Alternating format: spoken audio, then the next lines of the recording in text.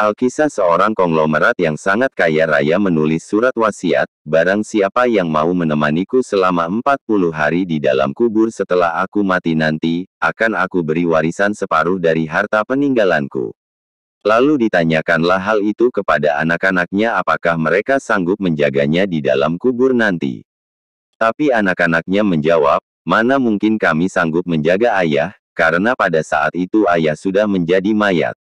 Keesokan harinya, dipanggillah semua adik-adiknya. Dan beliau kembali bertanya, adik-adikku, sanggupkah di antara kalian menemaniku di dalam kubur selama 40 hari setelah aku mati nanti?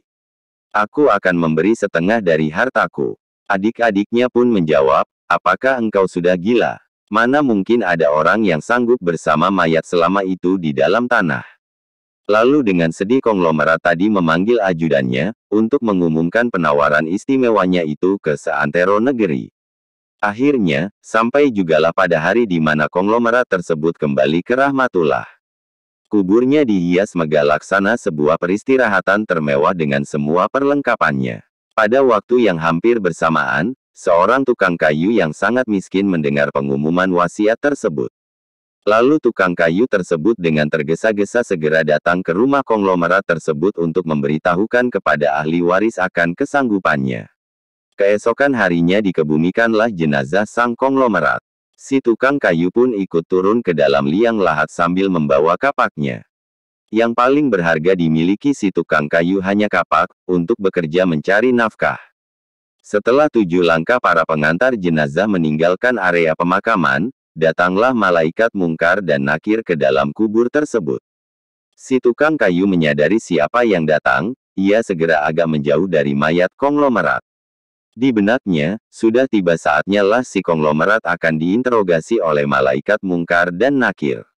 Tapi yang terjadi malah sebaliknya, malaikat mungkar nakir malah menuju ke arahnya dan bertanya, apa yang kau lakukan di sini? Aku menemani mayat ini selama 40 hari untuk mendapatkan setengah dari harta warisannya, jawab si tukang kayu. Apa saja harta yang kau miliki? Tanya mungkar nakir.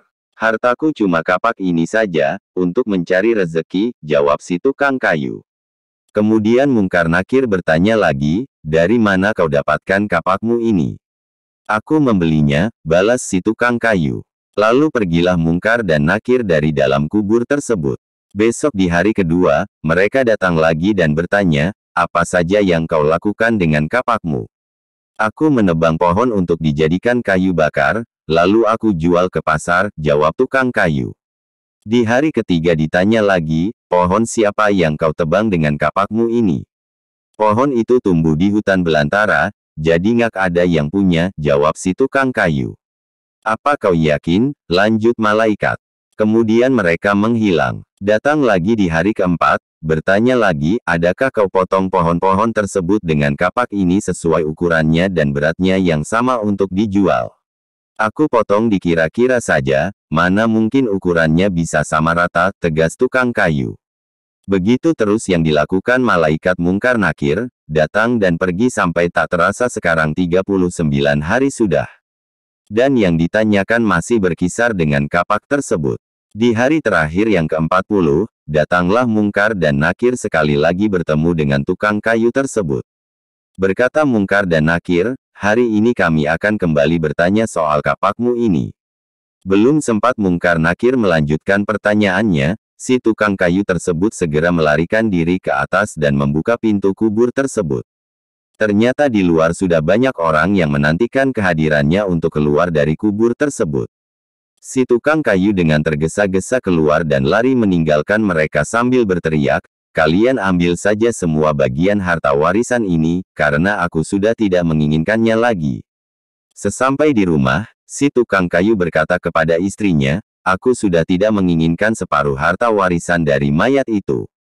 Di dunia ini harta yang kumiliki padahal cuma satu kapak ini, tapi malaikat mungkar nakir selama 40 hari yang mereka tanyakan dan persoalkan masih saja di seputar kapak ini. Bagaimana jadinya kalau hartaku begitu banyak?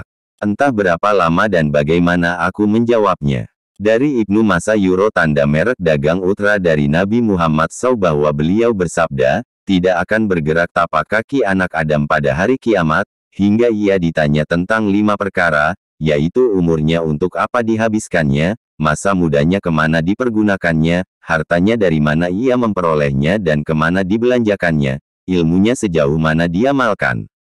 Hari, Turmuzi, Rasulullah SAW bersabda, barang siapa yang menyampaikan satu ilmu saja dan ada orang yang mengamalkannya, maka walaupun yang menyampaikan sudah tiada, meninggal dunia, dia akan tetap memperoleh pahala.